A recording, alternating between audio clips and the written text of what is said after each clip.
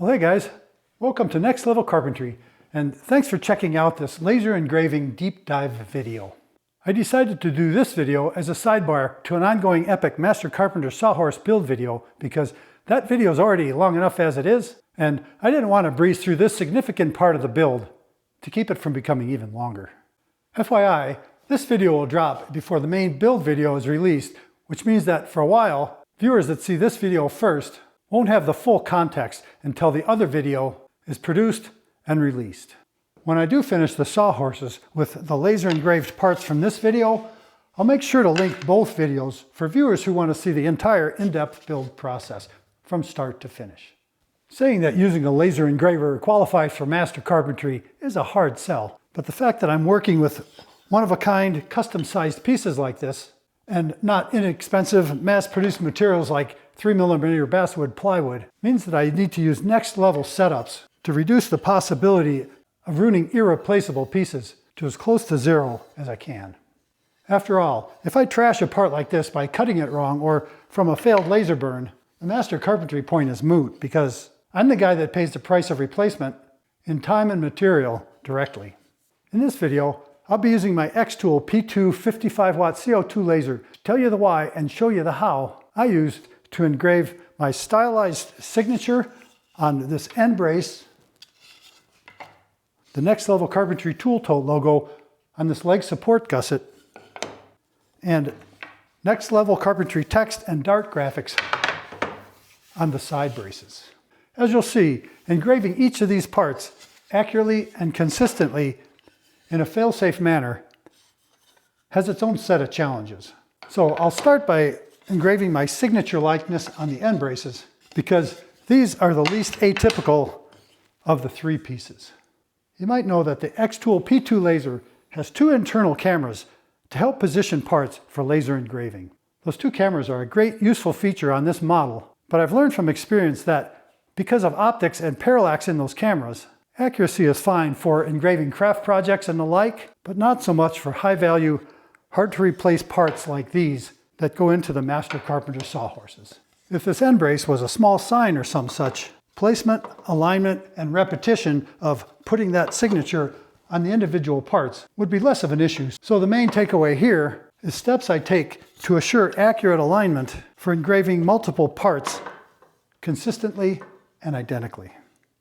Successful laser engraving of high-value parts like these is like a three-legged stool, where the three legs of the stool are placement of the product in the laser, position of the graphics on the part, and then the laser burn file itself. And to avoid spoiling a high-value part, I want to make sure all three of those legs on that stool are solid. And so I start with the first one, which is going to be accurate and consistent placement of the part in the lasering compartment for the laser burn. Where the first leg of placement is concerned, you can see that the part is easily placed inside the laser compartment. But what you might not know is that the laser can't operate within all the dimensions of the laser, and that's because of the position of the laser head inside the gantry. This is where the laser beam comes out. So when it's back here, the laser starts in a position of X0, Y0, and it can travel 600 millimeters across the laser, but it stops here because this carriage hits the side of the compartment. So it can only operate so far that way, and it's the same thing when it comes to the front of the machine.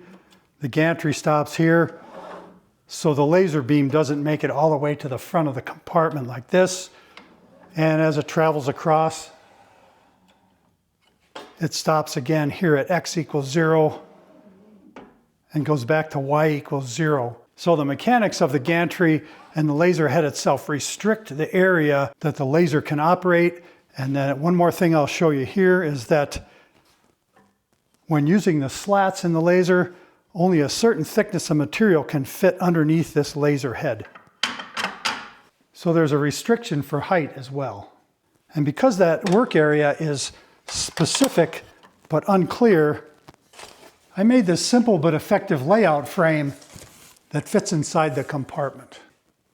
A layout frame like this is super easy to make. I just took a piece of scrap 1/8" plywood and I put notches in it for the hardware and fittings inside the laser compartment. And then I made it a snug fit down in the compartment like this. So it all fits tight, that doesn't wiggle around. And then I programmed a rectangle into the laser that's the maximum size capacity that the laser head can travel. And it starts out here in this corner at X0 equals Y0. It goes 600 millimeters across, 305 millimeters down to here. I think you can see that. So this corner is X equals 600, Y equals 305. This is obviously X equals 0, Y equals 0. And then I just let the laser cut out that rectangle, and that's the maximum size that it can cut. And then that releases this middle piece.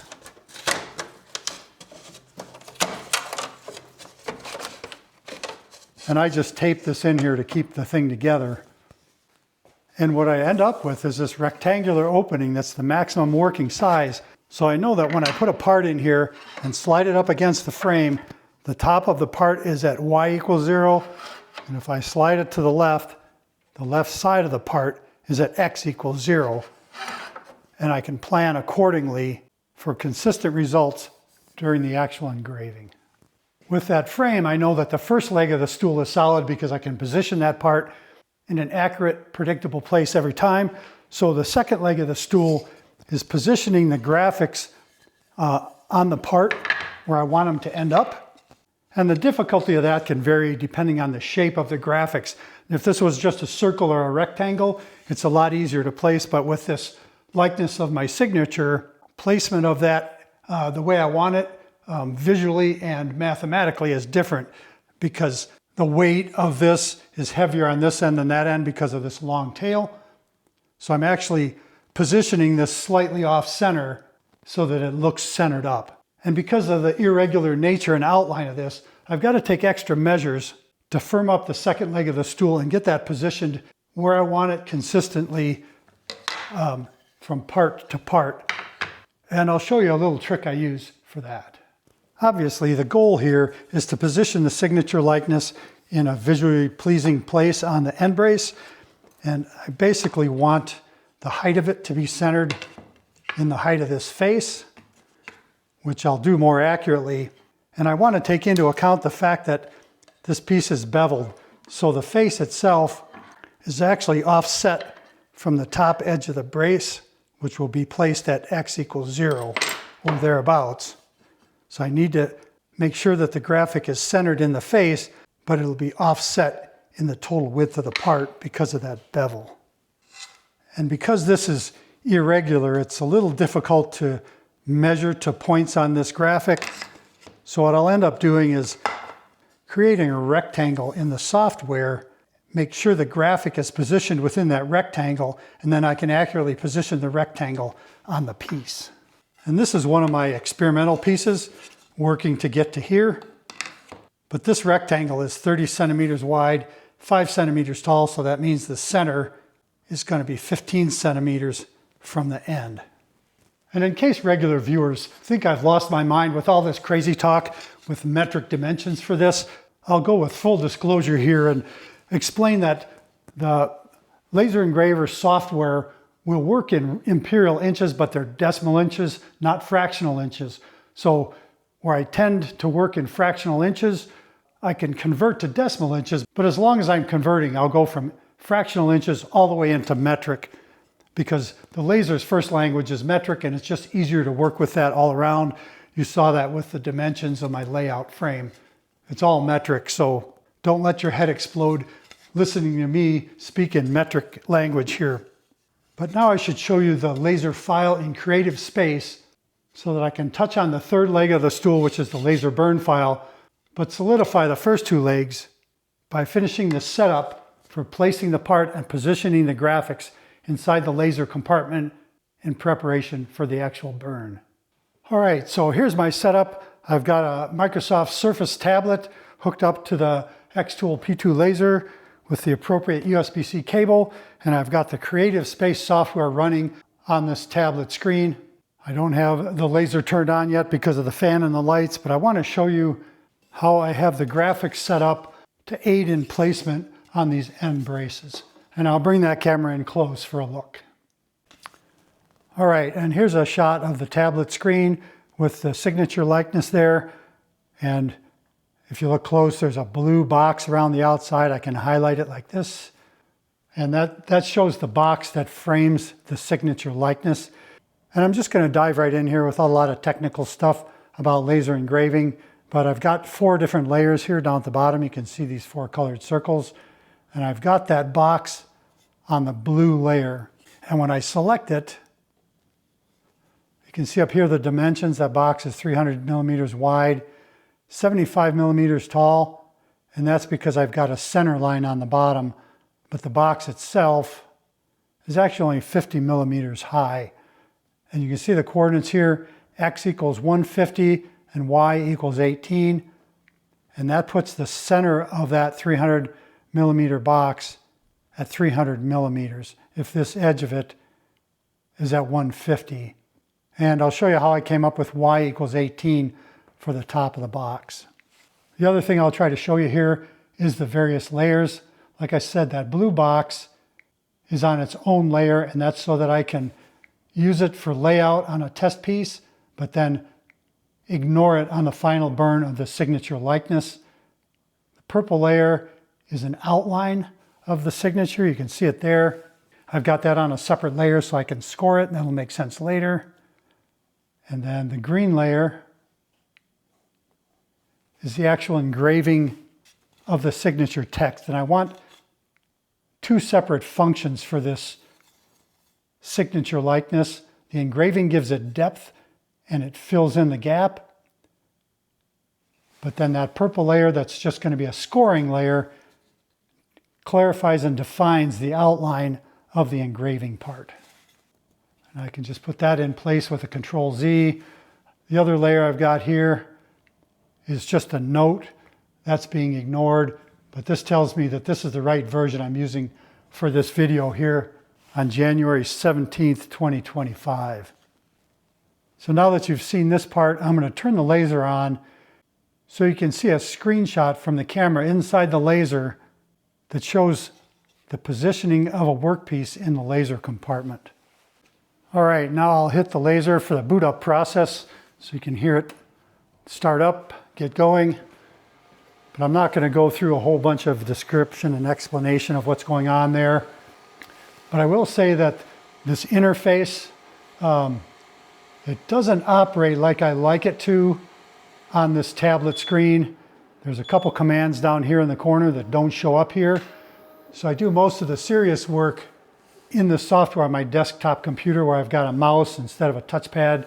I'm just better at working with that. But the laser is now booted up, so let me get that online here. There we go. I have to connect the device.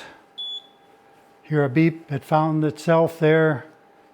And we should be seeing an image. Okay, so now we're looking down at the material inside the laser compartment.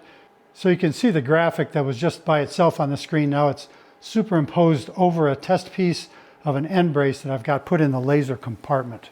And it's probably not too clear from the camera's point of view, but the blue box here doesn't necessarily line up with the pencil line I have on that piece. And one of the things is I need to measure the thickness of the material with the function in the laser. So I'm just going to get a shot right there.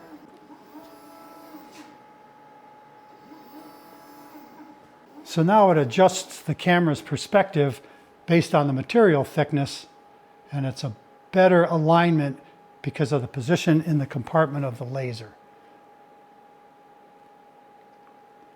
That's actually a pretty good line up there, but I'll switch the camera view here into the laser compartment so you can see how the physical setup ties in with the visual digital setup from the software.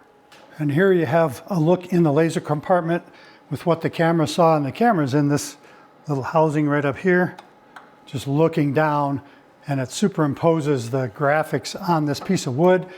But on the piece of wood, I carefully laid out a box that's 50 centimeters by 300 centimeters with a center line. And I put a center line in this working space opening at 300 millimeters. I probably got that goofed up. And then I lined up these two pencil marks, and I made a scrap block here so that I can put this in with this corner at x equals 0, y equals 0, slide the piece over with it bumped up against this working frame here, and that positions the piece perfectly, and it coordinates with the setup in the laser, because this top line is at y equals 18, the bottom line is at y equals 68, and I'll show you how I got that in a second. But all this setup is what facilitates placement of the graphics on the piece. This is another test piece, but ultimately it's going to be put on this actual piece from the end of the Sawhorse, and I want to make sure it's right when I get to that point. But I can practice on this layout test piece. Well, I apologize because this layout process is probably going to sound more complicated than it is, but ultimately I want to center this signature likeness up and down on the actual face of the piece. And as I said before, that 12-degree bevel on the top edge of the piece changes the position of this. But as I've said a number of times, I just drew a rectangle on here, 300 millimeters by 50 millimeters. It's centered up side to side and centered up in the width of the face. And from the layout in the compartment, I've already set the side of the box. I just need to set the height of this with the proper Y coordinate. And the way I did that is super simple. I just put the sharp edge of the brace up against a square flat block like this. And this block will represent the layout frame inside the laser compartment. And then I just take a metric capable tape measure, measure from the block to that line. I come up with 18 millimeters. And then the other side of the box, because it's 50 millimeters wide, is at 68 millimeters. So those are my two coordinates, y equals 18, y equals 68. And as I've said a number of times, this is at x equals 150. And that brings us back to the laser compartment, where I use my stop block in this layout frame to position this piece perfectly for the engraving. Now I'm ready to test my work by scoring the outline of that box on the test block in the laser compartment. So I can drop the lid down and double check my settings. It looks like the thickness is still set up. And I've got all the layers turned off except the rectangular box that shows up on the blue layer. That's set the score at 60% power and 250 millimeters a second. So this will go really quick. And I'll bring the camera in on the compartment so you can see it run. On the screen here, it shows what the laser is going to do. And all I'm looking at is that rectangular box with the center guide light on there for reference, which is exactly what I want. I press start on the screen here, and now it needs me to press start on the machine. And this is always a difficult shot to get, but let me shut off the shot lights for a little clearer view down into the laser compartment as I press the start button and watch the P2 jump into action.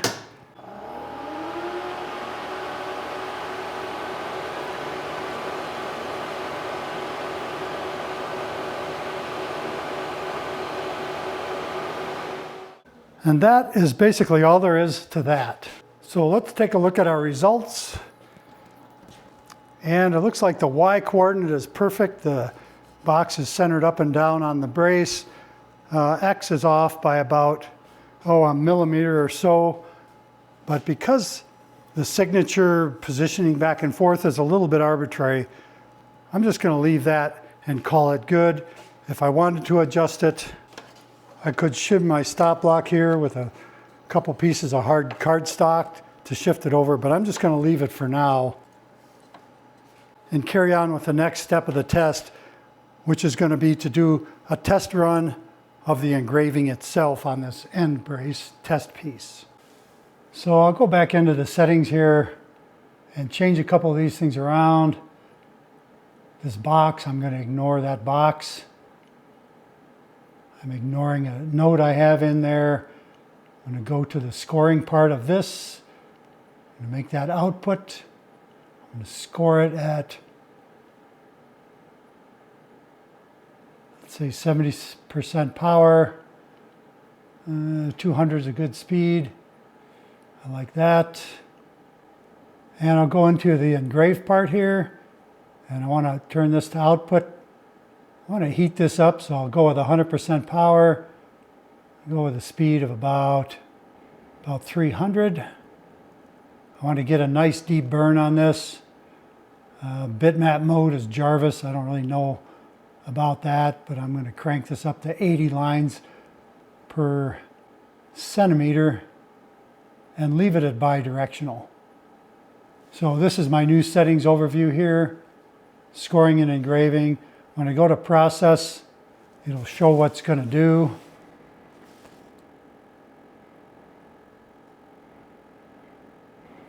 We can zoom in. That gives it the laser path that it's going to use. So I'm going to press start. And now it's ready to start the process. So we'll use this view of the laser compartment with the shop light set off and run the engraving and scoring process. And I'll just speed up the video during the process to give you an overview of what it looks like without the boredom of actually watching the whole thing run. As you can see, the laser process is sequential. It starts out doing the engraving, and then it does scoring next. And if there's a cutting phase to the burn, it does that last, because the piece needs to be held in position during the engraving and scoring, and that's not possible if the piece drops out when it's cut. But that's a moot point for this burn. This burn has a runtime of a bit less than 4 minutes, but gives me a nice deep engraving with a crisp outline from that scoring pass around the engraving. All right, so let's take a look at our results. And I think that's a win there. It's perfectly centered top to bottom, which kind of proves the process of using this sort of setup for this sort of alignment. And I do think I want to shift the graphics to the left in relation to the box. So I'm going to go ahead and add a millimeter or so to my stop block here. And that'll shift the block over or shift the graphics this way. And I fully realize that that's a bit extreme, but it does prove a point of the level of detail and adjustment that can be accomplished with this sort of setup. So now I'm going to run the whole thing on this other test block just to make sure everything is copacetic before committing to one of the actual pieces from the Sawhorse. And the biggest variable there is going to be switching from soft pine to hard ash. But I feel like I'm getting extra depth on this pine burn that'll translate to a good depth when it comes to burning that signature likeness on the ash for the Sawhorses. So I'll change the settings, bring the camera in, and run a final test burn on my second test piece before committing to the actual pieces. Now that I've made those adjustments in the software, I can place another piece in the compartment here up against the modified stop block and go to process this as one last measure to make sure the final burn is a success.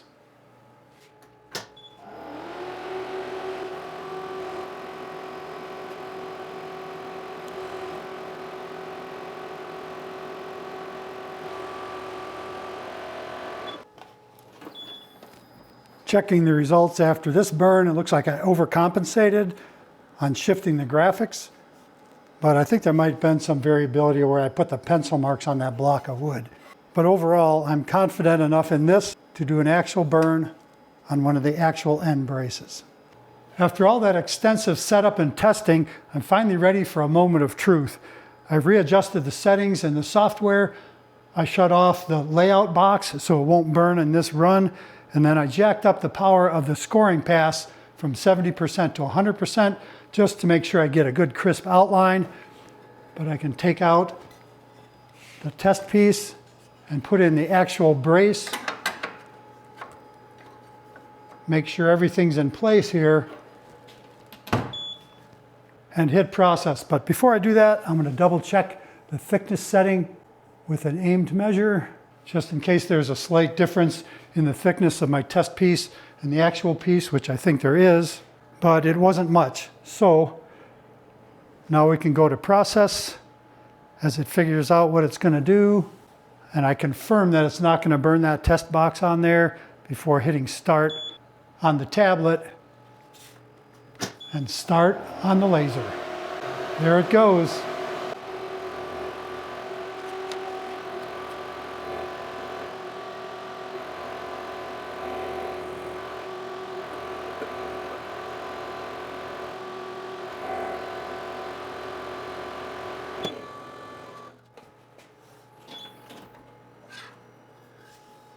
Well, I've got to say, I think that went pretty well, especially if you consider the fact that I was using the wrong focus setting in the last few scenes I shot for the video, but at least this engraving came out well. And I can tell you that this has been a long time coming. You won't notice it in this video, but when the full build video comes out, you'll see that this whole build video started nearly a year ago. So it's been quite a journey to get to this point. But I am super pleased with the results. But I'm not sure how it appears to you looking through the lens of the laser cabinet, but it's pretty cool to watch the CO2 laser beam going back and forth across that and just creating the likeness of my signature on a piece of solid wood. But personally, I think when it switches to the scoring pass where it traces the outside of that engraving inside and out of those skinny lines, just super precise, and it really makes the whole engraving much more crisp, which is pretty remarkable. So with the success of this first piece, I can move on to engraving the other 3 of those end braces that I want to engrave while everything's set up here. And I can do that with confidence because of the nature of the setup here. It's repeatable, it's sturdy, it's accurate. And as long as the settings in Creative Space are the same, when I push the start button, I'm going to get the same results with only a slight variation because of the grain from one piece of the wood to the next. So I'm going to make that happen. I'll get these engraved and get caught up so that I can proceed to the next step, which is going to be to engrave the Master Carpenter Tool Tote logo on these leg brace gussets in a process that's the same thing, only a bit different because of a couple other challenges. So I'm going to instigate this process and fire up the camera again when these pieces are all engraved and ready to go.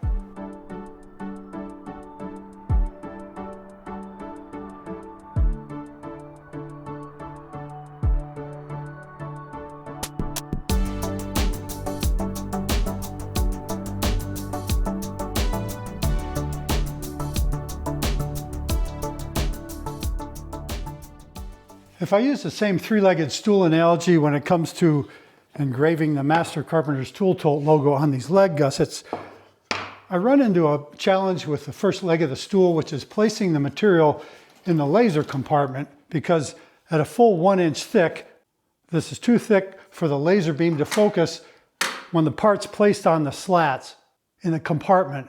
So I've got to work around that, and you can see that the laser has this built-in riser base, and that'll handle things up to like 6 centimeters tall, but I don't want to go to that extent because that creates some other positioning problems. So let me swing the camera over here and look in the laser compartment, and I'll show you what that workaround looks like. So here's the 1-inch thick part. And if I place it on the slats here in the compartment and I run the gantry over, you can see that it just clears here. But there's something about the focal length when I measure the thickness of this piece. It says it's too thick to process. So the first thing I need to do is position this lower so that the focal length of the beam will work to engrave the logo on this surface. And to do that, I need to remove my frame here, my location frame, and then I can just pop some of these slats out of here. They're designed to do this so that I can work in the compartment below if I move the tray in the bottom. And with the slats removed, you can see that I can put this piece down here. If I just put it on the tray, it's actually quite a bit lower than it needs to be. So as an alternative, I made an auxiliary tray, which is just a piece of 1/8" hardboard. Nice and thin but sturdy. And then I can position the piece on that tray, which effectively lowers the height to about 1/2 inch above the height of those slats. So I'm reducing this thickness by about 1/2 inch by placing it on this auxiliary tray. And now you can see that there's plenty of room under here for the laser beam to focus when I measure this thickness. And I think that the fact that the slats are removable from the laser compartment really speaks to the versatility of the P2 laser, because it allows me to work on a wider range of parts, i.e. thickness, that basically exceed the standard capacity without the need of the riser base. But now that that piece is positioned where it can be engraved, I'll address the second leg of that three-legged stool, which is placement of the graphics on the face of that part. This is just one of my sample pieces, kind of shows what I'm after. I want this tool toe logo to be centered horizontally and then about 1/2 inch up from the bottom of the part. And I could use this frame and put spacers and stuff in there, but I've got another workaround, and it's just a plain piece of cardboard. And it's a dedicated location fixture for getting the graphics right on this to sturdy up the second leg of the stool. And because I've got 4 parts, actually I would have 8 if I hadn't practiced on the first 4 of those leg gussets yet, but I've got 4 of them, and I want to put them in here in the exact same position so the graphic comes out in the exact same position on the piece. So again, I'll bring the camera in and show you what this is all about. Naturally, I want the position of the part located within the working parameters of this bigger frame, because as far as the laser is concerned, I'm engraving on top of these slats. So I just take this frame out of there and just show you a piece of cardboard that I made to fit down inside here. Basically the same dimensions as that wooden frame. So I've got a nice snug fit that's repeatable. When I place it in here, I'm assured that these coordinates will be equal every time. And having started out with a blank piece of cardboard, I made a trapezoid shape in Creative Space that's exactly the size of that leg gusset. And then I centered up the graphic and I placed it up from the bottom.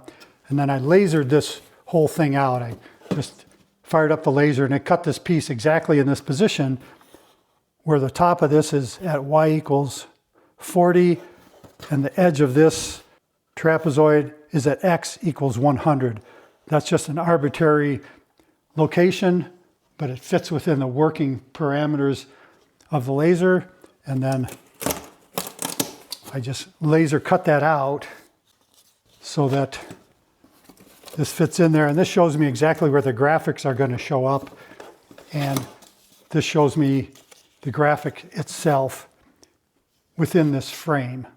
And now you can see with this, let's call it an orientation frame in place. If I remove this, put my support tray back in place, and place one of the leg gussets on it.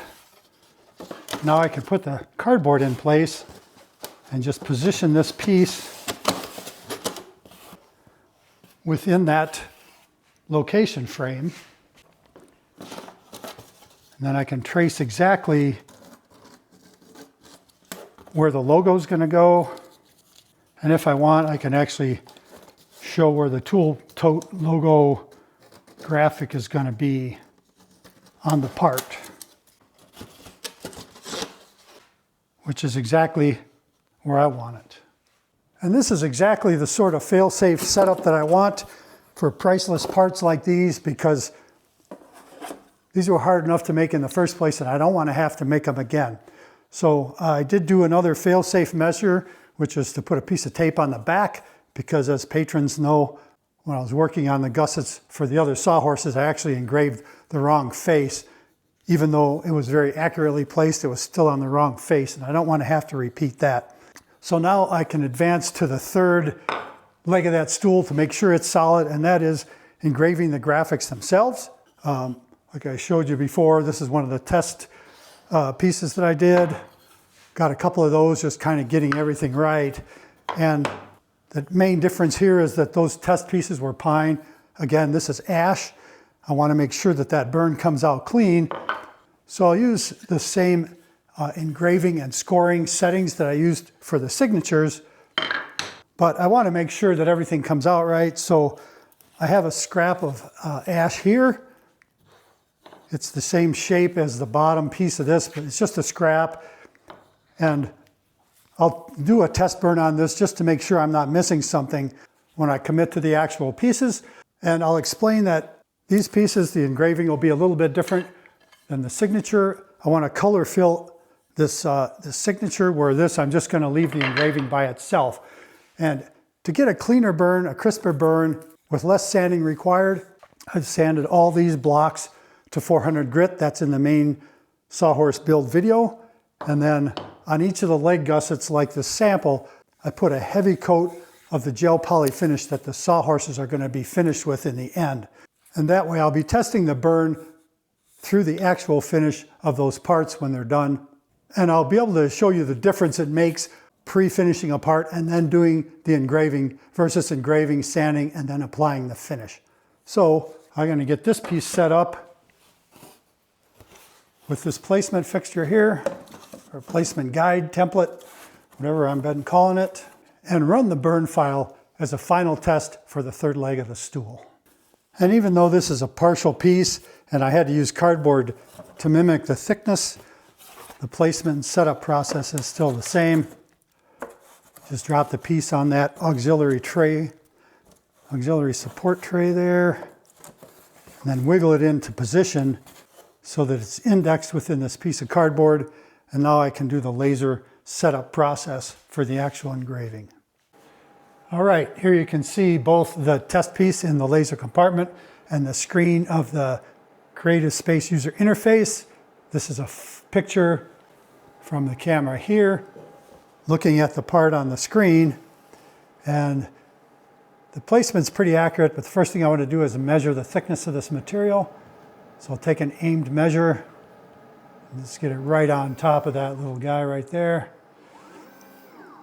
There's the measure. It's corrected for the thickness.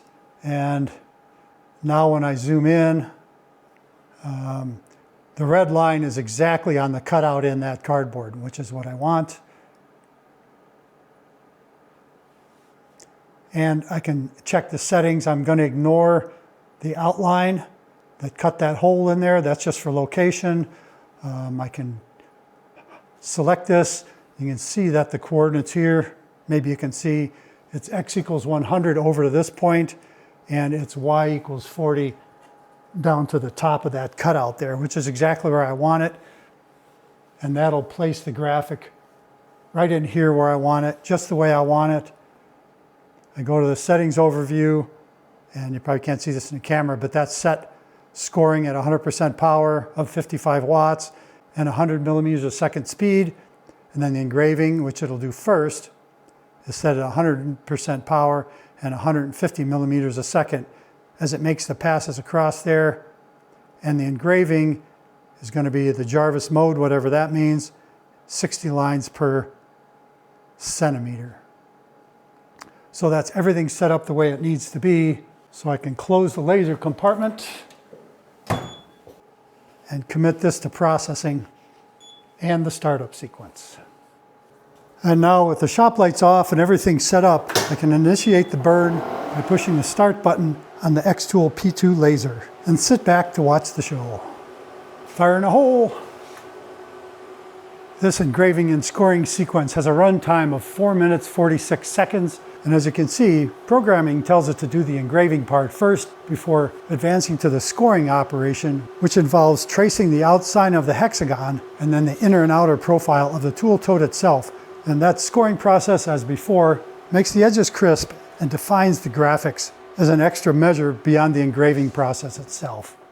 An engraving speed of 100 millimeters a second is pretty slow, but I've got it slow like that intentionally because I want this to be a deep etching in that wood so that the horses can be sanded and refinished over time, whereas a shallow graphic would fade out from sanding during refinishing over the years. I could slow it down even more and get a deeper burn, or speed it up a bit and it would probably be fine. But 150 millimeters a second seems like the right setting for this burn on this project. And I hope I'm right, but of course, because this is just a final test, I can always adjust that and other settings after evaluating the quality of this laser engraving on this part when it's done. As you can see, the engraving is the majority of the 4 minutes and 46 seconds burn time, and only about 15 seconds is preserved for the scoring pass. But after that relatively short burn, this final test engraving is done. Oh yeah. So with that burn cycle done, we can see what we got here for results. I am liking the looks of that. You can just pull the guide template out there and inspect the piece. That's everything I could ask for. It's perfectly centered in the block. It's the right distance up from the bottom. And I got a nice, deep, crisp, distinct burn on that with a nice, crisp, scored outline to define the graphics. And you can see here what that graphic is going to look like on the gussets. And in the main build video, you'll see that I built 2 pairs of these Sawhorses. This one has walnut accents, and the ones that I am making these end gussets for have cherry legs on them. So I'm not going to bore you with the details of engraving these 4 actual pieces. I've got them masked off here, and I'm going to put that wonderful gel poly finish on them. And I'll come back to this video when those are all engraved, ready to go, and I'll show you what the cleanup process looks like for the engraving of that tool tote logo in these pieces of solid ash.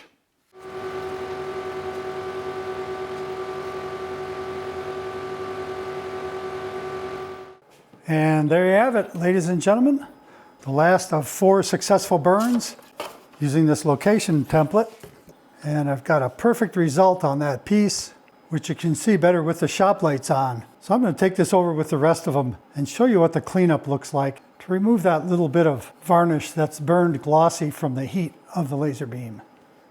And here's that last of 4 gussets with the Master Carpenter's Tool Tote logo emblazoned on there with the laser. And the engraving is perfect, but there's a bit of a haze or a halo around there due to the heat and smoke from the laser. So let me show you how I clean that up here. And I'm just using denatured alcohol in one of these pump spray bottles. Great way to dispense that stuff for a cleanup job like this. And I hope this camera angle works. These 3 blocks are already cleaned up. So the engraving is nice, crisp, and clean, where this one still has a smoke ring around it. Kind of look at this in the angle of the camera and the reflection. I think you can see it there. The varnish is kind of singed.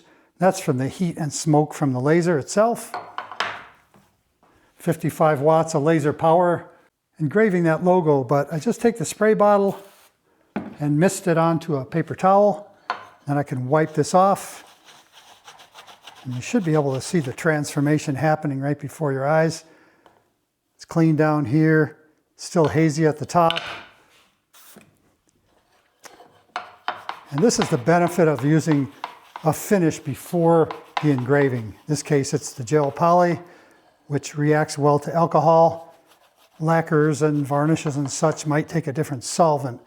But regardless, it cleans that smoke and that tarnishing or that sheen off of there that's created by the heat.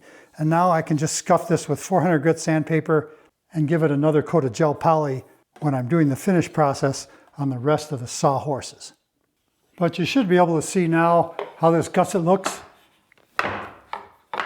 It'll get installed just like that in between the legs, and it gives it support.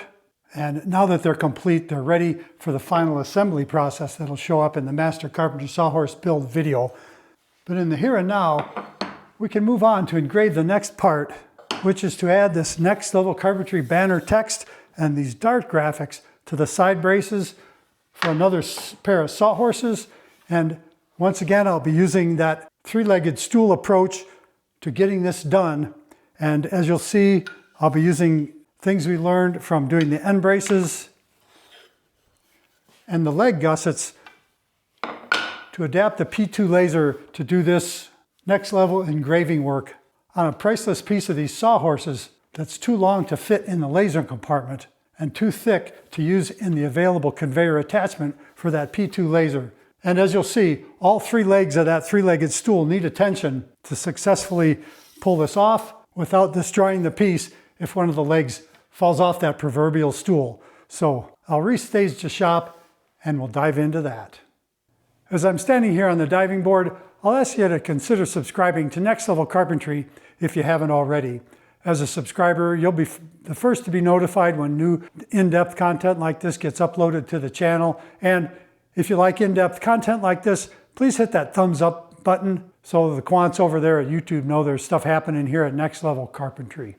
And before I take a plunge into the deep end with this laser engraving, I do want to mention that xTool is not sponsoring this video. I'm free to say whatever I want, good or bad or otherwise, about the lasers, but even though they're not a sponsor, I do really like the machine. Granted, it's the only laser I've really had any in-depth experience with, but what you're seeing here, the adaptability and the versatility and the performance of the machine make me inclined to endorse this laser. You'll see in the video description there's links to xTool sites around the world that you can click on if you're considering buying a laser for your shop or just shopping around. Check out those links. And as somewhat of a brand ambassador, I do get paid a small commission if you purchase products or materials through any of those links, which of course I appreciate. I do have another xTool laser in the other side of the shop there. It's the F1 Ultra, that at some point I'll do an unboxing and review of that laser, but this is the Next Level Carpentry channel, not the Next Level Laser channel. So I don't want to overemphasize what that means for the people that are watching this channel for carpentry and woodworking stuff. And I'll also mention that naturally there's links in the video description to Amazon for various other miscellaneous products you see around the shop, including the fantastic Osmo Pocket 3 camera that I'm now using for video production here at Next Level Carpentry. And of course, Amazon pays small commissions to affiliates. There's links to Teespring there if you want any of the Next Level Carpentry swag that's on that site, or some of the posters and stuff from around the shop. And as always, there's links to Starbond, which is my favorite CA glue and glue products, sanding products, etc. Even though they don't really get showcased in this video that much, I do use those products consistently in the shop and recommend both the product performance and the company's performance. And I thoroughly endorse them at Next Level Carpentry. And of course, I want to give a shout out to patrons of Next Level Carpentry on Patreon. They support the channel in between productions for videos at YouTube, and they do get a lot of behind the scenes content on these various projects that show up on YouTube. So if you're interested in that and want to support the channel behind the scenes, there's a link to Patreon in the video description. So click that, sign up, and join the conversation that's generated by videos that I produce for Patreon about every other week. And it's a great group of people there. So join up, sign up if it's something you're interested in. And now with that out of the way, I can actually take the plunge and reconfigure the P2 laser to engrave that banner text on these long pieces in a rather outside the box approach, or maybe I should say outside the compartment approach, which I think will apply to a lot of next level projects for me in the shop and for you on projects that you're taking on. All right, so here we go. Take a big breath because this is going to be a little bit complicated, and it's also pretty specific to the P2 laser. I'm not sure how other laser brands work. I imagine most of them have a place where the bottom of the laser opens up so you can work on things underneath that are too big to fit in the compartment. So I hope the takeaway is that you can probably do things well beyond the capability of any laser by getting creative with the setup. So the first thing here, obviously, this is too big to fit in the compartment. And as I said, it's too thick to work on the conveyor attachment that goes on here. I have the conveyor attachment stored down there, but it only works up to 0.47 inches thick, and this is thicker than that. Plus, I'm not really thrilled about the way that conveyor works with long, skinny parts. It works better with wide parts and thin parts like a sayin or some such. But regardless, I want to get these graphics printed on this part, and this is my test piece here. And I decide to position the piece in this orientation as I'm doing the print. So that'll be like this with this piece. You saw there's a door on the front. There's also one in the back that I can open up like that so that the part can pass all the way through. And I can engrave the banner graphics and those darts on here. And overall, this is almost 4 feet long.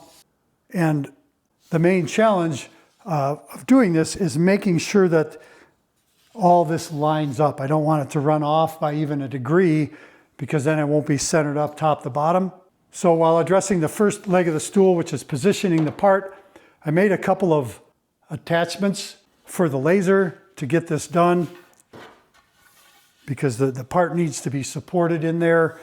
And because of that, I made some extended rails. So I'm going to set those up. I'm not going to go into a lot of depth about how they're made, but basically this is one of the side rails and it goes in here. You can probably see that there's fins on the inside of this riser base. And what those are actually designed for is, you can put this tray in one of those layers down there, set things on for laser engraving work. But I'm not using the tray, so I can use those fins on there to hold these support pieces. They slide in like that, and then they're super strong in the compartment. I've got a left and a right, and they fit in between those fins.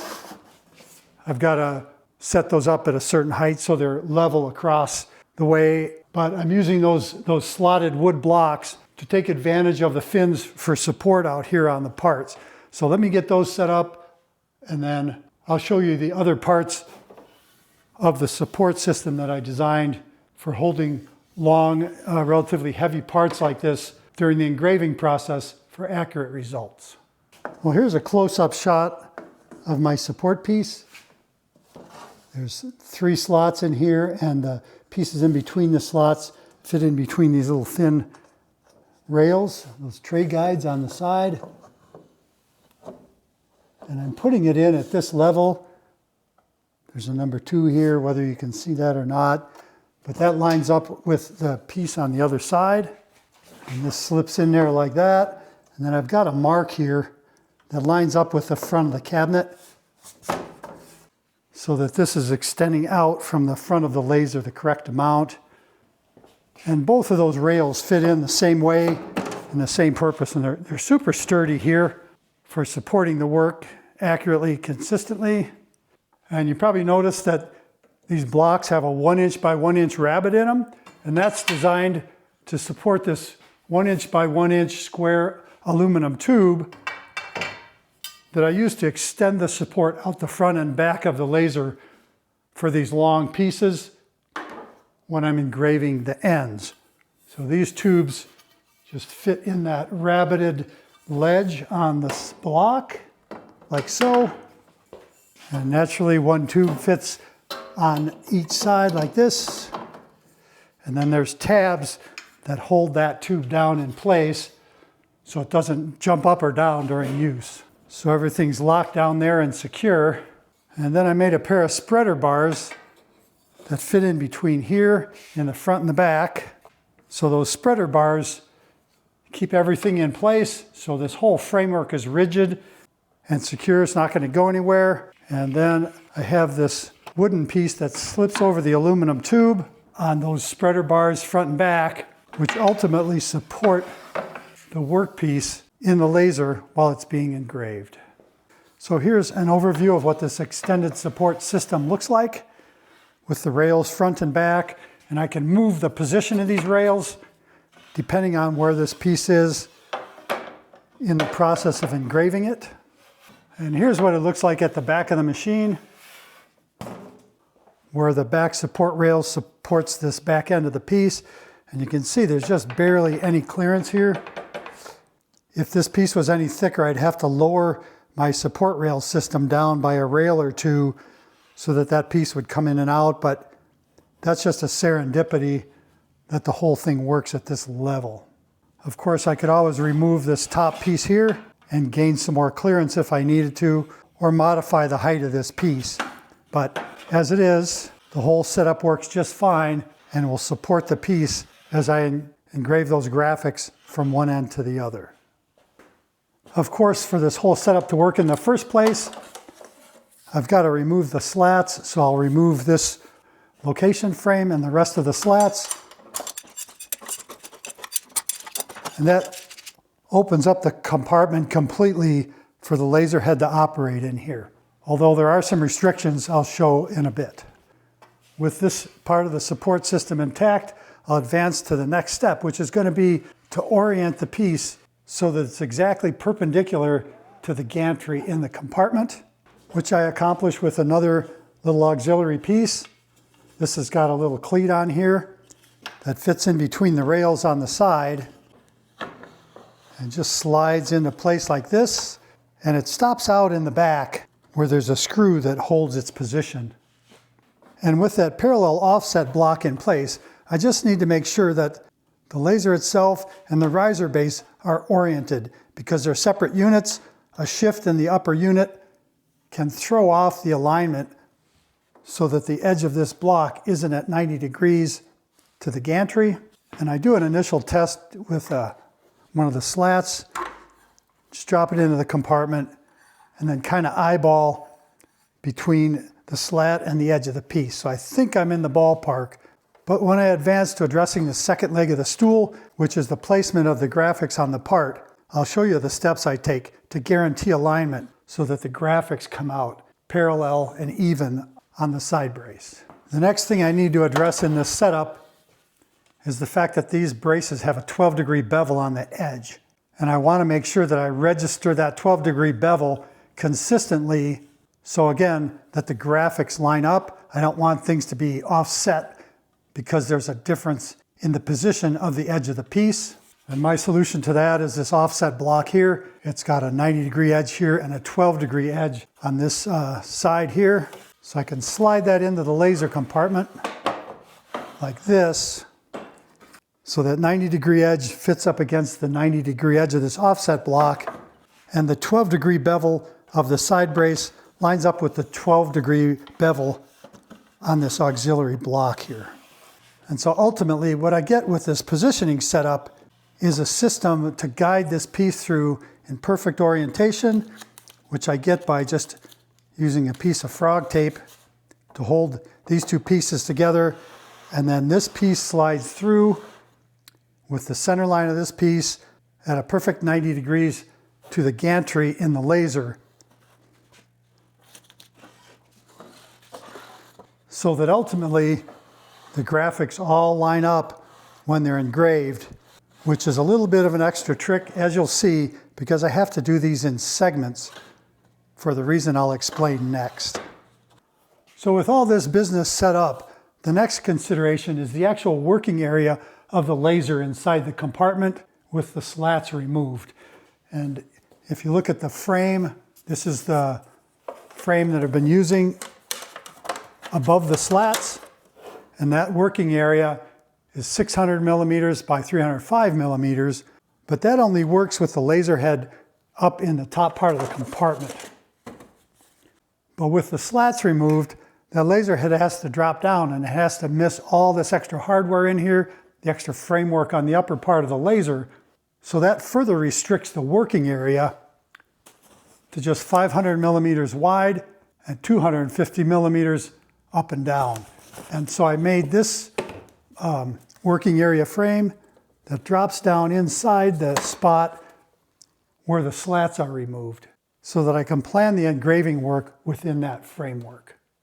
And here's what this setup looks like from the camera's eye view. I remove the slats as I did before, and that clears the work area there. So I can put this piece of cardboard in, and that defines that area of 500 millimeters by 250 millimeters where the laser head can operate. And you can see here it's farther away from the side because the laser head itself has to come down in here and clear all the hardware. On this side it's reduced because this can only travel over so far, and then that laser head has to project down into this area. And I only realized this partway through the process, which caused some extra difficulties, but at least now I can show you what this means. So for this setup working through the slats, this position here is y equals 0, and this is x equals 0. Compared to those same coordinates on the above the slats working area, y equals 0 is the same up here, x equals 0 changes here and here, and this is y equals 250, not y equals 305. So the capacity of the laser to work here is just 250 millimeters this direction, not the full 305 of the standard setup. So that's what I have to work with as I switch to the second leg of the stool, which is actually placing the graphics on the piece. Now that I'm actually able to place the piece in the laser compartment for engraving. As I continue to dog paddle around in the deep end on this deep dive, I want to explain a couple things about the mechanics of this laser engraver, and that is that the engraving process itself only takes place along the x-axis and as the gantry moves in the y-axis. The laser engraving can't take place in this orientation. If I reduce this whole thing down where it fit in the laser compartment, the laser would just go across and it would do all the laser engraving in this direction and passes back and forth as it goes down across the text. But because of those same parameters, when I put the piece in this direction, the only way the laser engraving takes place is going back and forth like this across the letters. It makes a difference in the texture, the way this looks, but it's the only way I can get this done with this laser in this setup. And the other thing is, as I just showed you, I've got a 250 millimeter lens to do the engraving. So I had to break apart this whole engraving from one end to the other into pieces that are 250 millimeters or less that I could line up repeatably. And you'll see that process in action, but basically I just captured separate segments. They all start referenced off of this y equals 0 coordinate.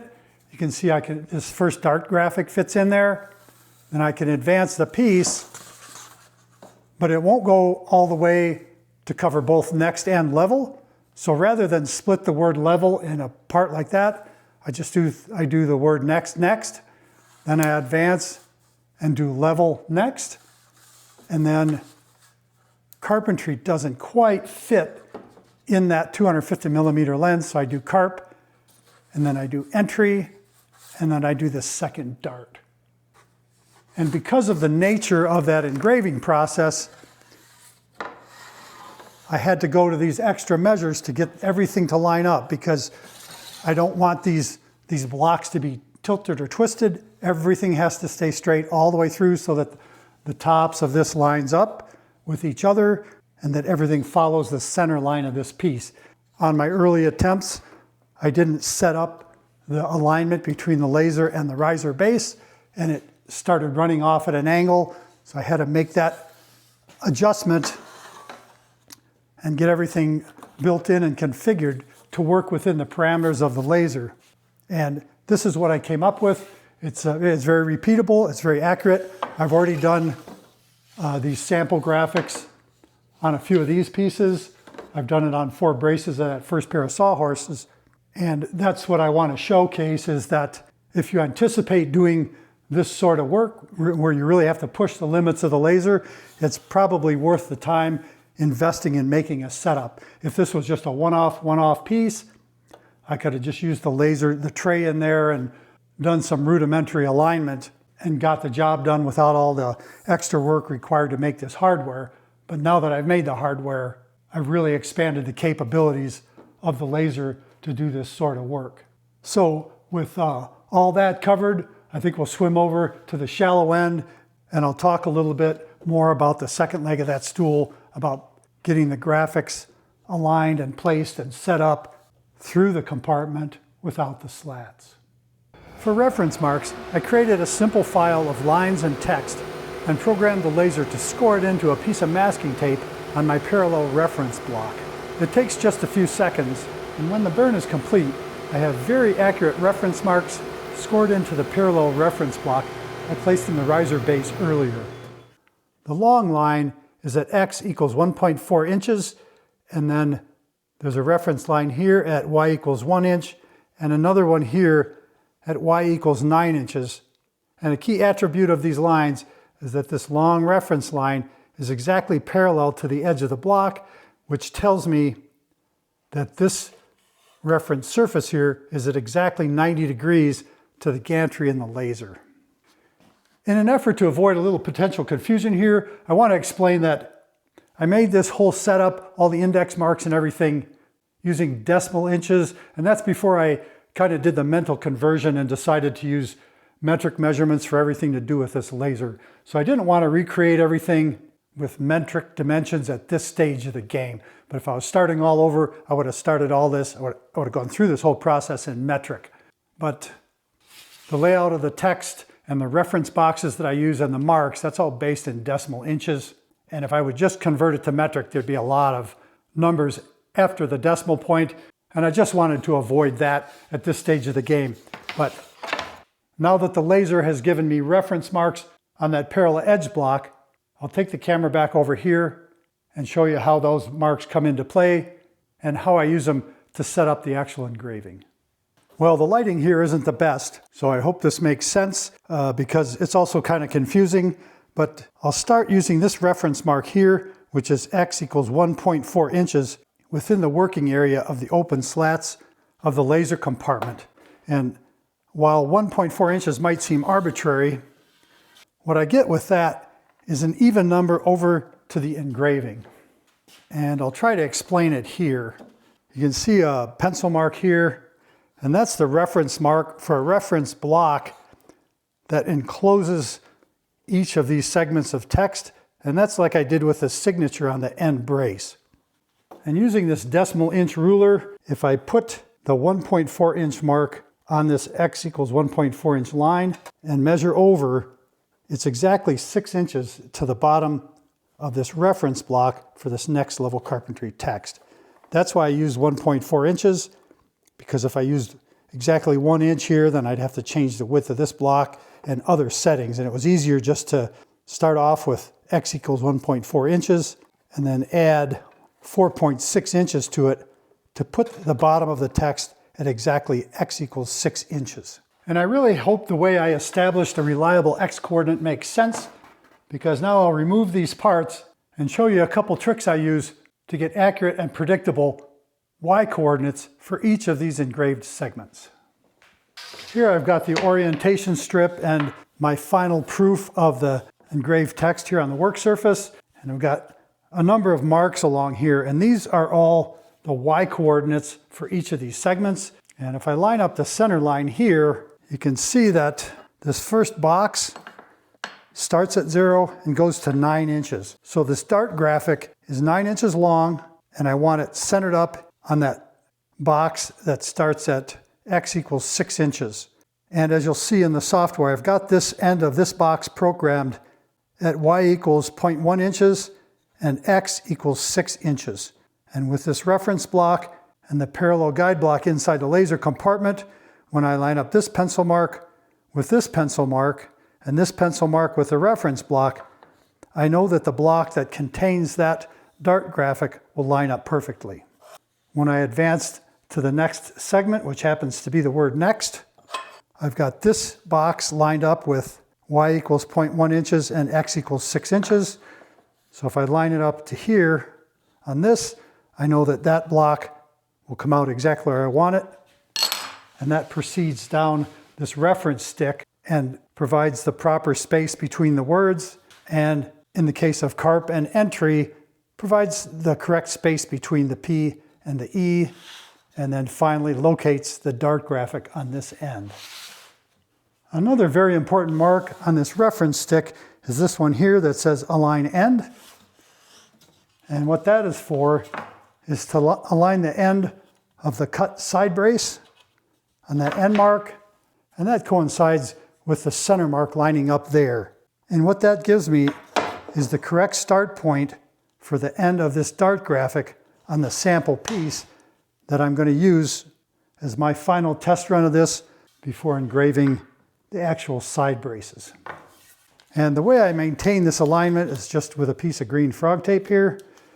And I can just stick these two pieces together where the center mark is lined up and where this end mark is lined up. So I know that the graphic will start in the right place, and because of the width of this setup, I know that that graphic will be centered in this face where I want it, and that all the text blocks won't run off to one side and they won't stair step in between. So I can take this back to the laser for the final setup. And now when I slide the reference strip and the test piece back into the laser compartment, I just make sure to line up this 0 mark here at 0.1 inches. So I know that this corner of this reference box is at exactly x equals 6 inches and y equals 0.1 inches. And that the test piece is parallel to the side of the compartment and perpendicular to the gantry so that it can come over here and do its job scoring and engraving in an accurate, predictable, and repeatable process. This is what the final setup looks like for a test run of the dart graphic on this piece of S-Crap. All the pieces are in place and the y equals 0.1 inches lines are all lined up. And you'll notice that I drew some pencil marks on this piece of S-Crap here, and those lines represent the landing zone for the dart graphics on this piece, so they'll be in the right place for the final engraving on the thicker side brace. This is what the creative space interface looks like. I have to ensure that the slats are removed. I've already done a measurement of the piece at 2.631 inches, and the box is lined up at x equals 6 inches, y equals 1/10 of an inch, and that box is 1.25 inches wide and 9 inches long. I've got the settings for this taken care of here, scoring the dart graphic and scoring that perimeter box. The shop lights are off and the camera is positioned directly over the laser compartment, so you can see all the action of this test burn when I push the start button to initiate it. Keep in mind that this burn is a scoring pass, not an engraving pass, so the laser behaves a little bit differently during the short burn of creating the dart graphic on this test piece. That burn took a total of 34 seconds in real time, and you can see the results as I open up the compartment to inspect the results. And that is exactly what I'm looking for.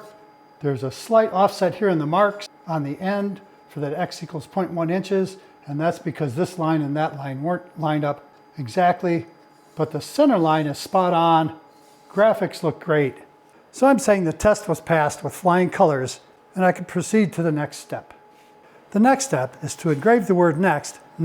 So I repositioned the test piece and aligned marks for the second block of text with the y equals 0.1 inches mark in the fixture, which basically involves advancing the piece 9 inches for engraving the next block, which is 5.4 inches long.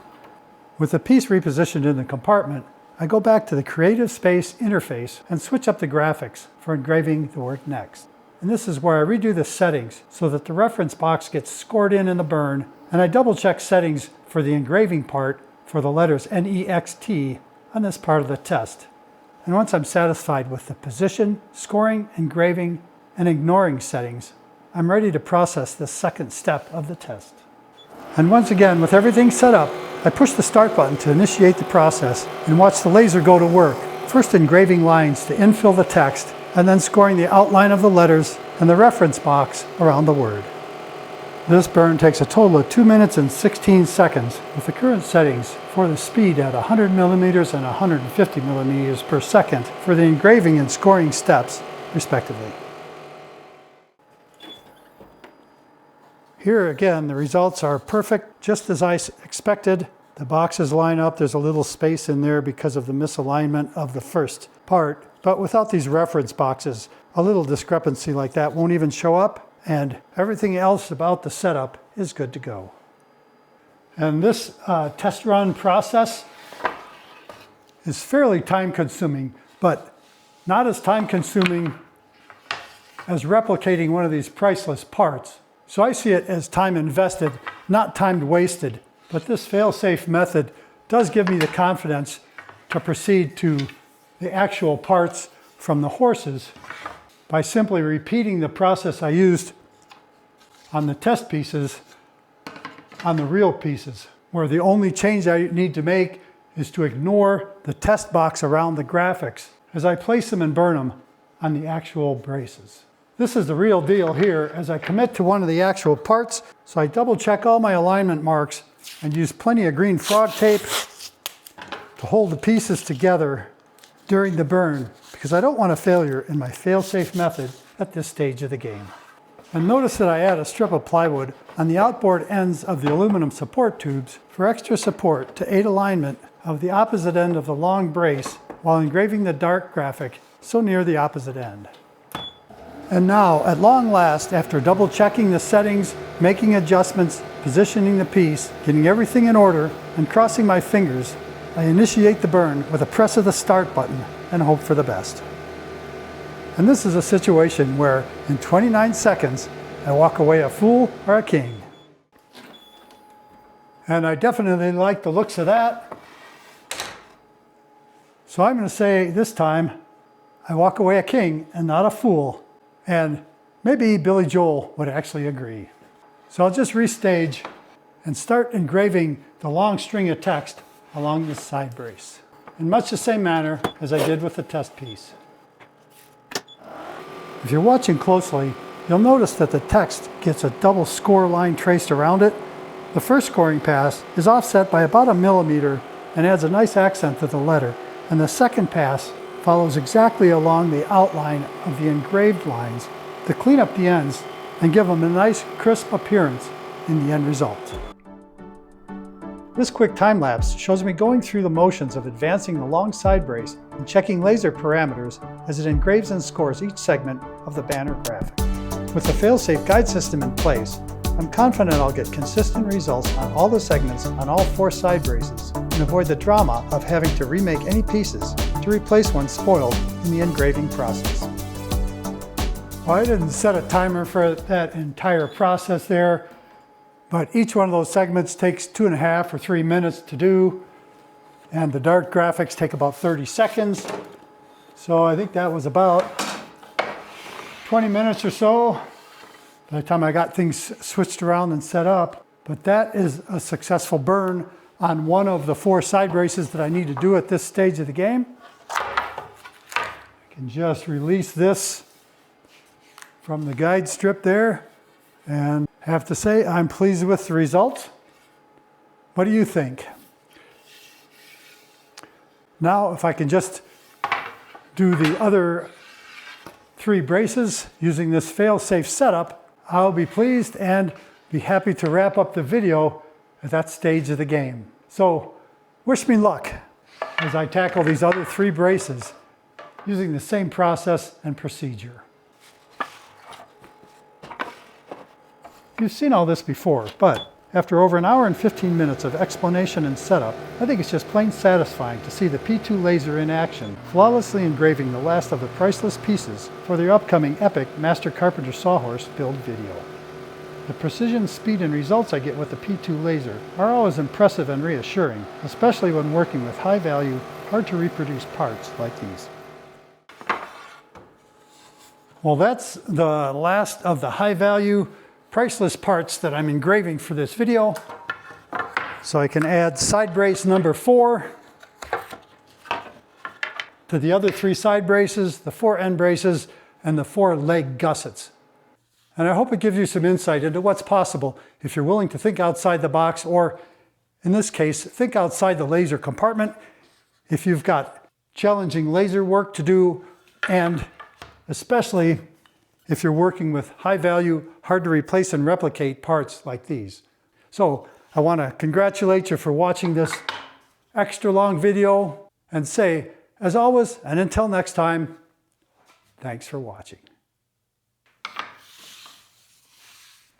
Oh, you startled me there. I didn't realize you were both still watching after that long video. But being as you're willing to stick around, I'm willing to share a little more content for this video. And if you remember during the video, I mentioned that I didn't put a gel poly finish on these end braces because I wanted to infill this signature likeness.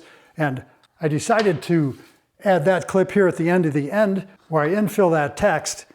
Although the process didn't go like I wanted or expected. And truth be told, I actually almost spoiled a couple of these parts. This one And this one, I used the same process for infilling laser engraving as I did on my Master Carpenter's tool tote when that video came out. But the main difference that I just discovered is that this infill is done on maple veneer plywood and on solid maple. And with these pieces being ash, the process behaves differently because of deep porous grain and the fact that the grain is porous, not solid and dense like that maple is. So when I used the same process as that, I got into trouble because the engraving wasn't deep enough and the infill bled into the long porous grain of the wood. I was able to salvage this one by repositioning it in the laser compartment and then re-scoring and re-etching the text to salvage it. But as you're going to see, it's too late in the game to actually infill the signature on these pieces for the Sawhorse. This one is kind of a mess. The infill isn't thorough. There's places where it shows through the burnt wood on the bottom of the engraving. And what I'll end up doing is putting this back in the laser compartment, lining it up, and then using the laser to blast out the infill I did with Starbond CA glue. But because you're the type that'll stick around to the end of a long video like this, I'll show you the process I used for this. This is just a scrap piece of ash, but the infill came out just like I expected and wanted it to on these end braces. But as you'll see, when I replicate the infill process on the opposite side of this piece, I have to start with clean, smooth, fresh wood with no engraving. And the biggest difference there is the difficulty of aligning it accurately enough in the process that I'm going to use. So if you'll both stick with me, I'll show you how to successfully color infill engravings on wood that has long porous grain like ash, hickory, oak, and the like. So let's get into it. The process for infilling laser engraved text in wood like this with long porous grain is pretty simple and straightforward, but all the steps are important and the order of the steps is equally important. So I'll use the same tired out three-legged stool approach and address the first leg of the stool with a placement setup in the laser compartment. You're more than familiar with this by now, but I've got the location frame placed in here, and I just put a block of arbitrary length here and then put my workpiece up against the frame and tight against that block. I've labeled this corner TL for top left because repeating this placement is absolutely essential for success with this process. And the mainest thing I need to do here is restrict the epoxy infill that I'm going to use to as close to the exact infill area as I can, because anything that gets outside that very defined space is going to soak into the grain, and it soaks in deeply enough that by the time I remove it, it exceeds the depth of the laser engraving. So I think that'll make sense, but I'm going to take advantage of the repetitive accuracy of the laser to make this part easier for me. And to that end, I'll cover the face of this with some frog tape as the first step. I'll slip the piece in the bench habit here, just to make this easier, as I cover the block with some frog tape, like so. And it's important to get that seam nice and tight. And then I put a little tag on the end to make this easier to remove. And then I use a snap blade knife to trim that off. Nice and neat. And that'll work. For the second leg of the stool, I place the part back in the laser compartment covered with tape, top left corner here. All these blocks are tight so I can replicate this position exactly. And now I go into the laser settings. This is the view I want. And let's take a quick aimed measure, because this part is a little different than what I've been working with. And the main thing here is that I've got the reference box. Don't need that. Don't need this note. Also don't need the engraving at this point. So the only thing that's going to happen with this step is to score the outline of that text. And I'm scoring it at 100% and 150 millimeters a second. And now I poke the start button and run this quick burn to score the likeness of my signature through the masking tape and into the wood. And taking care of the third leg of the stool there with that quick burn took 45 seconds, which is the first step for engraving my signature likeness in this block of scrap. Now it's back to the bench habit, where I use a super sharp pair of tweezers to, as they say, pull the weeds out of this signature likeness and remove the thin strip of tape that covers the areas that'll be engraved by laser. As you can see, the process is somewhat painstaking, so it takes more than a few minutes, but the end result is basically a perfect masking tape mask that covers everything but the signature likeness, so the infill process can be clean and successful. Now it's back to the laser compartment, where I use the positioning frame and the location block to reposition the part precisely where it was for the scoring pass that cut through the masking tape. With the piece back in place, I go back to the Creative Space user interface and reset the settings to engrave the signature likeness through the space in the masking tape at 100% power, 200 millimeters a second, and 100 lines per centimeter, followed by rescoring the perimeter at 100% and 150 millimeters a second. This will give me a deep, crisp engraving to accept the epoxy infill in the steps ahead.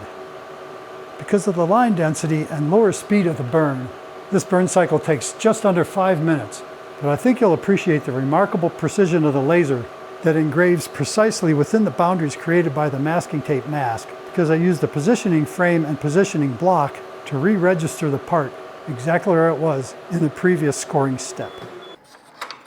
And after that, I've got a perfectly masked, perfectly engraved likeness of my signature in this piece of solid ash, and it's ready for the next step.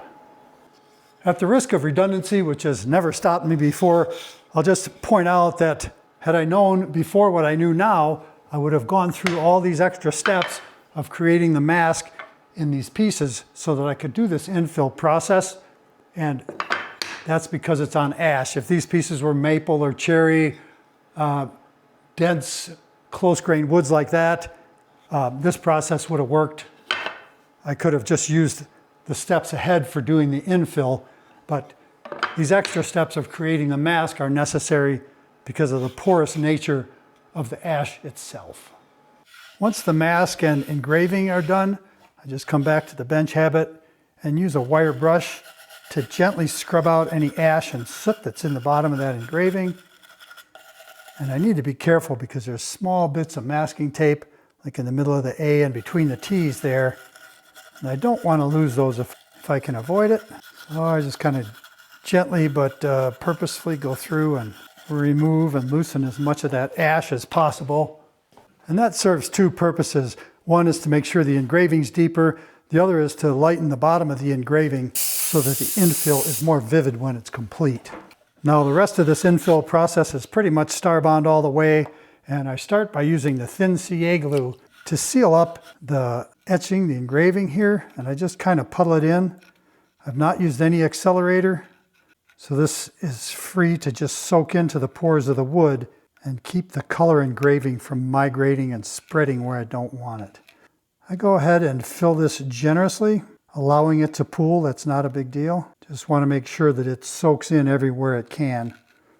And I give it a half a minute or so to kind of soak in.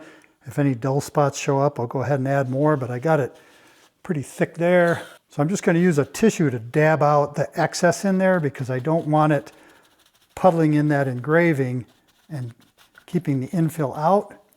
But I'll also caution you, you can see smoke coming off of this. That creates a super lot of heat. If you get that on your skin, it'll burn, and it can actually catch something like tissue paper on fire. But I'm being cautious about that. And now that it's soaked in and daubed out, I'll use the accelerator to cure whatever is left on the surface. And that completes the sealing process for this engraving. But I will mention that the sealing process alone is not enough for ash.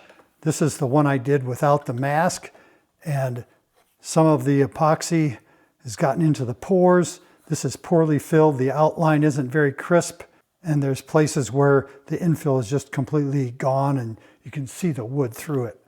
So to get results better than this, which I don't like, I found this masking process necessary and well worth the few extra steps it takes to get it done this way. And here's where more Starbond products come in. I'm using the 5-minute epoxy kit. high strength epoxy with a quick cure time. And it comes in nice sized bottles that have little twist off lids, which is nice.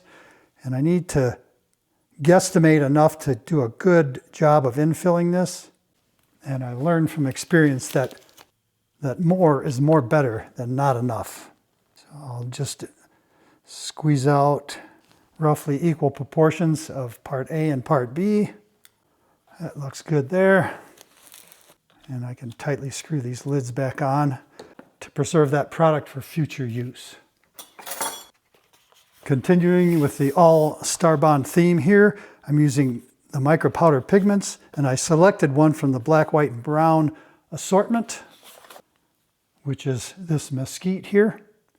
It's kind of a cool color that would go with the cherry legs on the Sawhorses, and comes with a little scoop here. I'm going to take a pretty generous glob, a heaping spoonful for this, and then use a flexible spatula to mix this up. They do caution wearing a mask while using this mica powder. If you're agitating in it, getting it into the air, you don't want to breathe it. But I'm just cautiously kneading it into that epoxy. At the same time, I'm mixing the epoxy. It's got a 5-minute curing window. I suppose I could have pre-mixed the two, the part A and the part B, and then added the mica powder. That might be a good practice. I didn't do it now. I didn't do it in the experiment, but if somebody told me that was the way to do it, I wouldn't argue with them. It's kind of tricky corralling that mica powder into the epoxy, but once it's in there, and it comes out like super thick metallic paint. It's not particularly warm in the shop, so I'm not worried about this epoxy kicking off prematurely, but with a 5-minute mix, you want to be paying attention so that you don't end up with a batch kicking off before you get it troweled in for the laser engraved infill. This is looking good, and I really like this particular rosewood handled putty knife. It's a beauty, isn't it? Unfortunately, these are hard to get. They came from Canada, specifically my friend Brent in Canada once upon a time.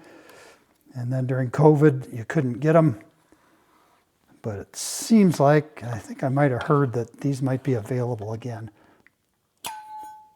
But they're a full flex version, which makes it nice. And I think I'm going to call that mixed. Looks pretty creamy, consistent, good. No pockets of dry left over. So I can just take a spatula full of this and then work it down into that engraving. And I'm doing kind of a packing method. I want to get all the bubbles out. I want this thoroughly down in all the depths of the engraving. And I just want to really get that filled up. You can kind of tell when the bubbles are working out of there. But then I use a last pass like this, kind of applying excess pressure so that the engraving itself is actually overfilled. I want excess on there to make sure that it's not coming up short when it counts. And I lowered the camera there, but I'm not sure you can see it, how the engraving is all overfilled and there's excess on the face of the masking tape, which is exactly what I want. And now, even though this is a high quality 5-minute epoxy, I just position a heat lamp above the workpiece here just to kind of encourage acceleration of that curing process, because I've got such a thin layer, and I think the mica powder in the epoxy kind of slows down the linking process or the curing process. That also helps offset the fact that the shop is a bit cool. That will further slow the cure rate of the epoxy. I didn't set a timer here, so I'll take advantage of that partially cured state and remove the bulk of the masking tape, which is a mistake because it's pulling the epoxy out of the bottom of those grooves. Yeah, I think I'm going to regret that. Push that back in. Yeah, that was a mistake. But I have done that before without disastrous consequences like this. Oh boy, live and learn. Well, I regret rushing that, but this is what this normally looks like. Masking tape just kind of pulls off. Don't know what it was about that spot. I probably just got a little bit too anxious for it. This is usually what it goes like. Kind of pulls off somewhat around the perimeter. We'll see how this goes.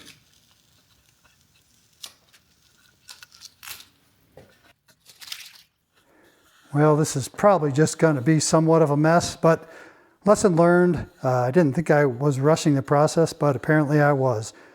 So I'm just going to let this cure out nice and hard and hopefully bond to that engraving before I proceed with the next steps to finish up. Well, here I am taking another run at this. The epoxy's set up nice and solid, and I may regret this, going about this in this manner, but the way I remove this, regardless of how the stuff behaved, is with this carbide scraper. It's got a nice clean blade in there. And I just begin by scraping away the extra epoxy, and it'll begin to tear up that tape. And we'll just have to see if it pulls epoxy out of the engraving or not. And I'll have to figure out what to do depending on how this goes.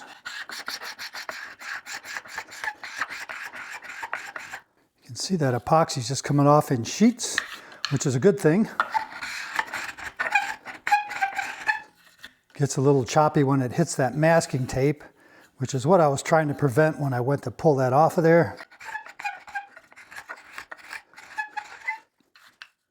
But everything is coming out perfectly except where I lifted that epoxy out ahead of time.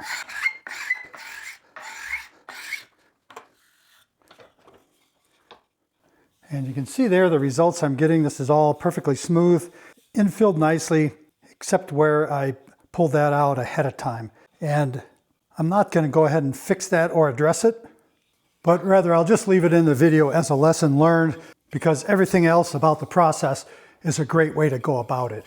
One thing I remembered as I was contemplating why that epoxy pulled out, and that is that normally after I trowel the epoxy in, I pull off most of the tape at that stage before the epoxy is setting, rather than waiting till it's at that pliable stage when it's still kind of connected to itself and came out with the tape. So I hope that both of you catch that little blooper there and remember to pull the tape while the epoxy is wet, and then all the other steps of this procedure go the same way. And in spite of that little embarrassment, I'm going to go ahead and sand this, put a little gel poly on it so you can see how nice this looks when it's all done using the masking tape mask process. Applying gel poly to an infilled engraving like this is a piece of cake. I start off with a few licks with 150 grit sandpaper, then a quick puff of compressed air, a quick once over with some 320 grit sandpaper to smooth things up, another puff of compressed air so that everything is smooth as can be, and then I use some Old Masters gel poly on a tissue, and voila, a perfectly color-filled laser engraving with nice contrast and detail and no bleed out into the surrounding porous wood grain. I'll rush the gel poly here, not letting it soak in very long, and just give it a quick buff off with another piece of tissue to give it a wonderful feel and sheen in a couple of quick steps. And I'll go ahead and leave this end of the end tutorial at that. And I mentioned that the same process works with any of the colors of that mica powder from Starbond. It's a great thing, so you can accent different colors depending on whether you're trying to match something or just create a contrasting highlight color. So thanks to both of you for watching here to the end of the end of the end of the end of the end, and hope that I've not overstayed my welcome and that you'll come back for the epic Master Carpenter Sawhorse build video when it comes out, as soon as I can get through the extended production time of that project. So take care, and we'll catch you another time.